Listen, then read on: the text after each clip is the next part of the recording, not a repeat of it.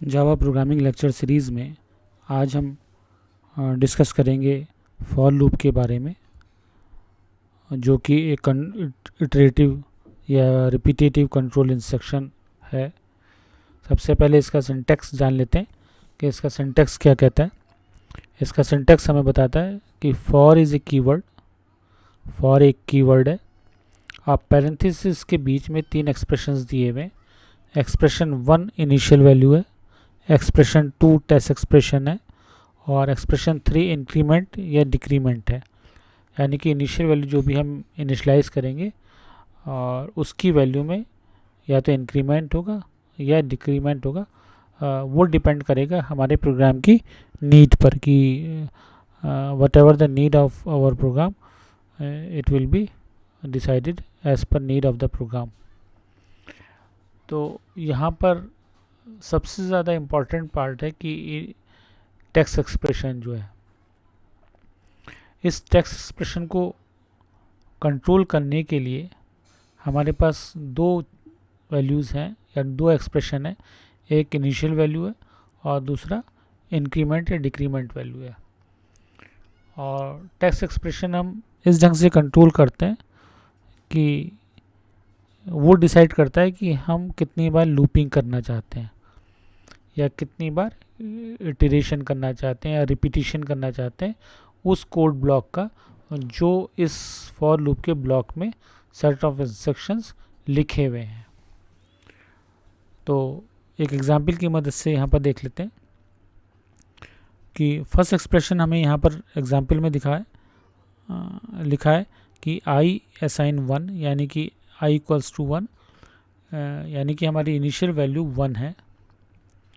दूसरा एक्सप्रेशन 2 है, I should be less then और इक्वल्स टू 10, यानी कि जब तक ये टेक्स्ट एक्सप्रेशन हमारा ट्रू रहता है तब तक ये हमारा सेट ऑफ इंस्ट्रक्शन जो फॉर लूप की बॉडी के अंदर लिखे हुए उनका एग्जीक्यूशन होता रहेगा। और अगर ये टेक्स्ट एक्सप्रेशन हमारा फॉल्स कर जाता है तो वैसे ही हमारा कंट्रोल इस बॉडी के लूप के अंदर नहीं जाएगा और जो इस बॉडी के अंदर जो इंस्ट्रक्शंस लिखे हुए उनका एग्जीक्यूशन नहीं करेगा। और थर्ड एक्सप्रेशन है कि आई प्लस प्लस, कि आई की वैल्यू में इंक्रीमेंट बाई 1। ये एक्सप्रेशन 3 डिपेंड करता है या कंट्रोल करता है इस आई की वैल्यू को, कि ये डिसाइड करता है कि नेक्स्ट टाइम इस आई की वैल्यू अगर हमारी इस एक्सप्रेशन में ट्रू है, यानी कि एक्सप्रेशन ट्रू है, तो आई की वैल्यू हमेशा हमारी छोटी होनी चाहिए या बराबर होनी चाहिए 10 के। लेकिन हमें किसी एक कंडीशन पे इस लूप को रोकना भी है।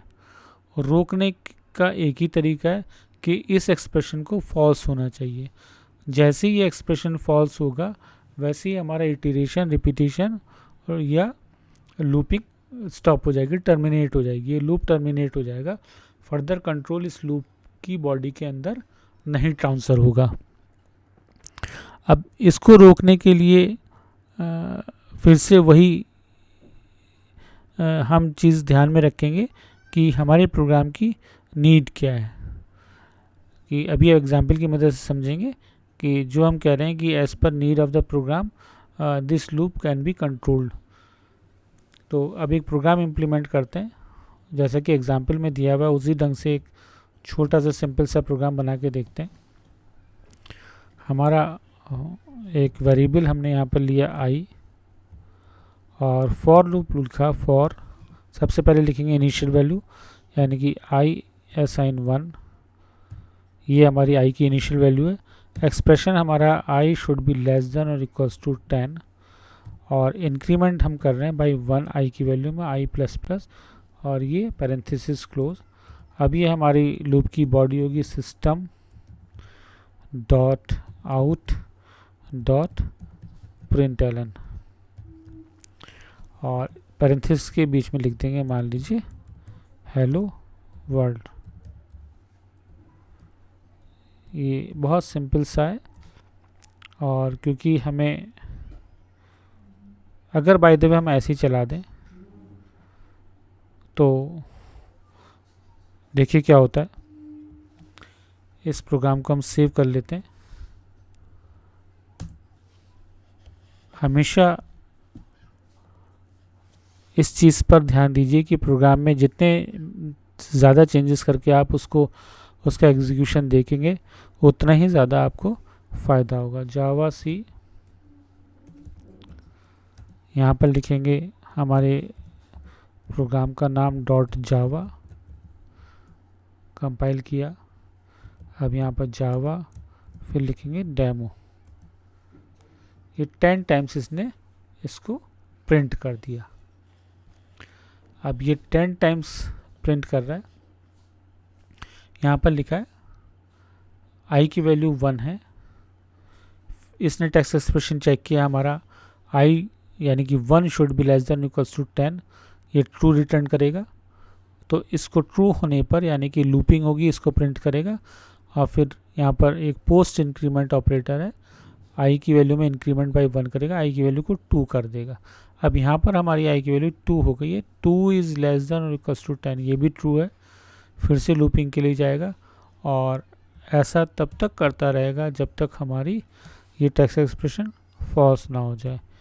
एक कंडीशन हमें आगे जाके मिलेगी जहाँ पर i की वैल्यू 10 हो जाएगी। 10 इज़ लेस देन, इस ढंग से जो हमारी कंडीशन मिलेगी वो मिलेगी 10 इज़ लेस देन और इक्वल्स टू 10, ये हमें ट्रू वैल्यू रिटर्न करेगी। इसके बाद इंक्रीमेंट होगा, यहाँ पर इंक्रीमेंट होगा, इंक्रीज बाई 1, तो i की वैल्यू बढ़ के हो जाएगी 10 प्लस 1, ये हो जाएगी 11। और हमारा फिर टेक्स्ट एक्सप्रेशन हो जाएगा 11 इज़ लेस देन और इक्वल्स टू 10, जो फेल हो जाएगा, जो कि फेल हो जाएगा। और वहीं पर हमारे लूप का इटरेशन रुक जाएगा, वहीं पर हमारे लूप का इटरेशन रुक जाएगा।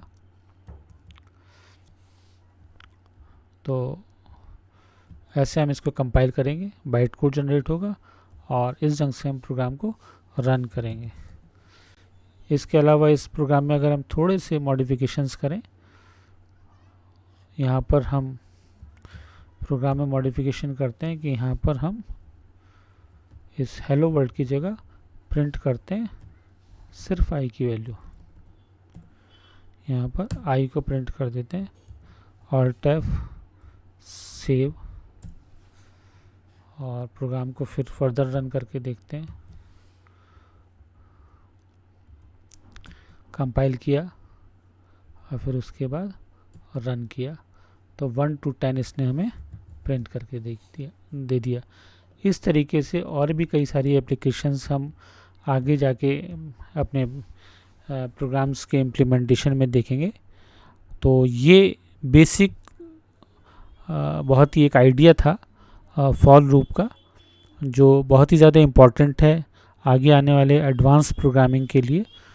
तो अगर आपको ये लेक्चर अच्छा लगा हो, पसंद आया हो, तो ज़रूर इसको लाइक करें, सब्सक्राइब करें और अपने फ्रेंड्स के साथ ज़रूर से शेयर करें। Thank you very much, thanks a lot.